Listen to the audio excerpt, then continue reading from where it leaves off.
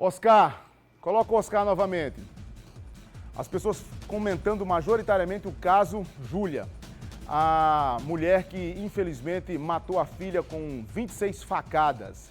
Oscar, a gente está acompanhando o caso desde as primeiras horas, acompanhando o julgamento, e a gente viu que ali no meio do julgamento, você que estava acompanhando, momentos de muita tensão, a mulher, a ré querendo demonstrar algum tipo de arrependimento, mas a gente percebe a dureza, inclusive, do julgamento quando é proferida a sentença e o corpo de jurados entendeu realmente que era um crime hediondo, sem chance de defesa e aplicou a pena de forma severa, né, Oscar?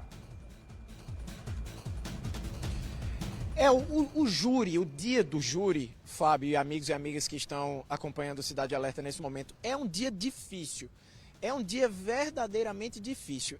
É uma audiência pública, portanto, a sala do júri ela fica disponível para as pessoas que querem acompanhar. Então, participam pessoas da sociedade civil, de maneira geral, estudantes da área do direito, pessoas curiosas, familiares, parentes, enfim, imprensa. Todos esses perfis de pessoas podem acompanhar a audiência. E é um dia extremamente difícil, porque tecnicamente o promotor de justiça, os representantes do Ministério Público, eles vão revivendo todos os fatos que estão nos autos do processo, explicando.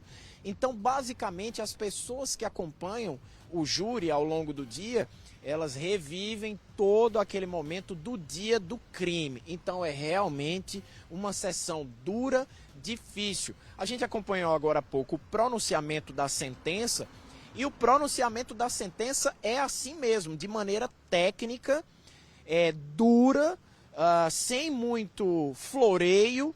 E, enfim, inclusive, logo após o pronunciamento, não sei se o amigo ou amiga que está nos acompanhando percebeu, a juíza que presidiu a sessão, ela imediatamente avisa que a ré, agora condenada, seja imediatamente recolhida. O que é que significa isso? Que ela retorne imediatamente à penitenciária Júlia Maranhão, aonde estava. Ela poderia ter sido absolvida, que era a estratégia da defesa, que clamou por uma absolvição que não aconteceu. Muito pelo contrário, ela foi condenada a 30 anos e é de fato um momento muito difícil, muito duro, difícil de se acompanhar, inclusive.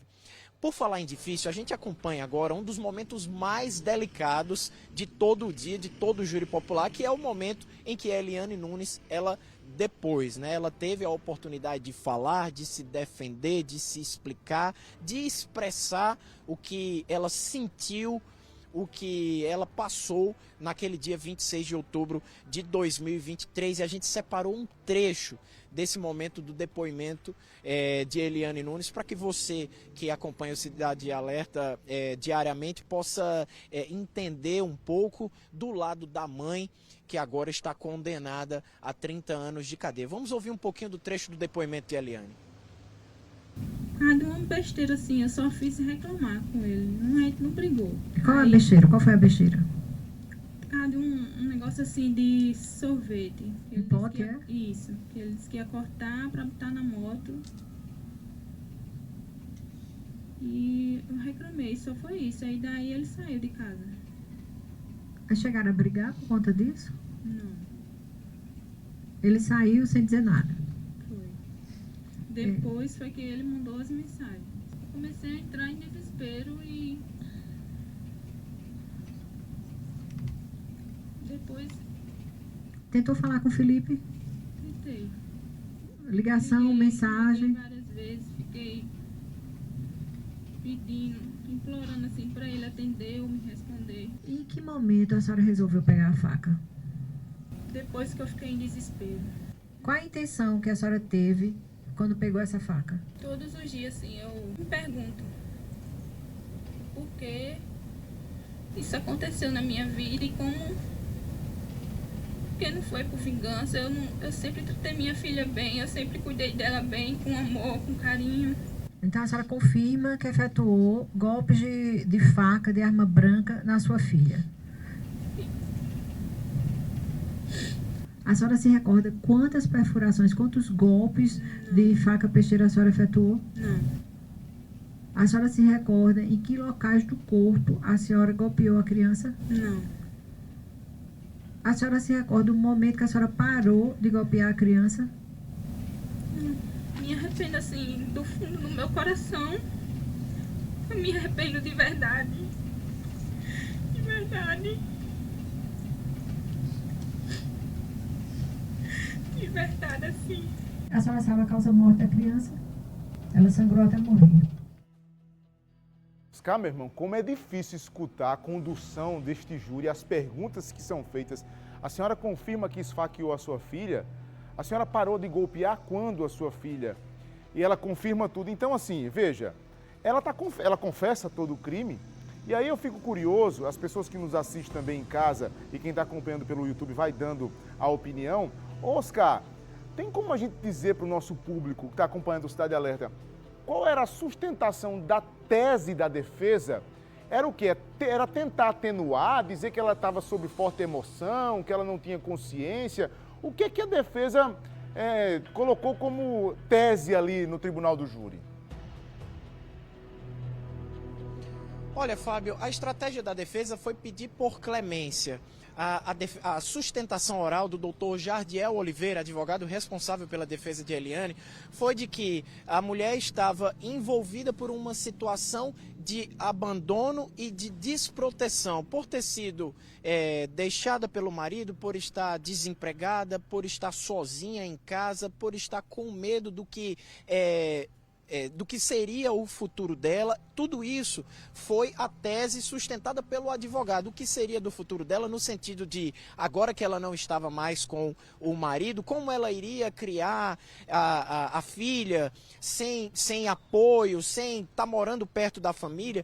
Eu acho que o telespectador mais atento vai lembrar que tanto Eliane quanto o pai da criança Júlia, eles são lá de Pedras de Fogo, a família é de Pedras de Fogo. O casal tinha se mudado para morar em João Pessoa para tentar a vida por aqui, mas a partir do momento da separação, a sustentação do advogado é que Eliane estaria se sentindo sozinha, abandonada e que teria cometido o crime num ato de desespero. E nesse contexto, o advogado pediu ao júri que tivesse clemência ao corpo de jurados. O corpo de jurados é formado por 7 pessoas civis, que são convocadas de maneira aleatória da sociedade, e o corpo de jurados de hoje continha 5 homens e 2 mulheres, 7 pessoas.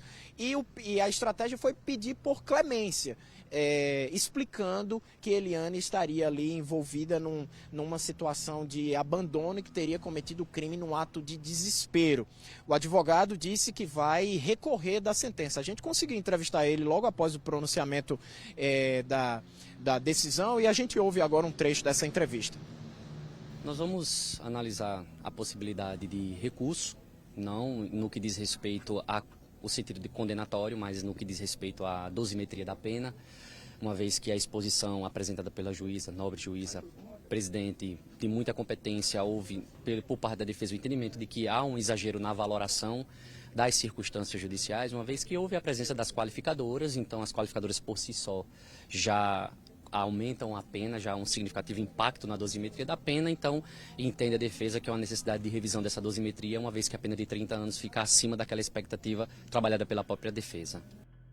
Tá, Oscar, parece que assim, é exatamente isso que você fala, a defesa tenta apelar aí por clemência, daqui a pouco clemência que não houve por parte dela com a criança de 1 ano, né? E está muito claro também que o Conselho de Sentença entendeu assim. Eu volto já com você, porque tem um outro detalhe, a gente fica pensando, a mãe foi condenada. E o pai da criança, né? O pai da criança, o outro lado, o genitor. O que é que ele diz? O que é que ele fala? Vê só, daqui a pouco, Oscar completa a informação toda que a gente está dando para você aqui de forma particionada, porque é muito pesada. Já Oscar vem com o detalhe do pai. Se liga aí, não sai daí, que o Oscar está pronto. Eu vou só dar um recado e volto com mais informações sobre esse caso. Segura aí, viu, Oscar?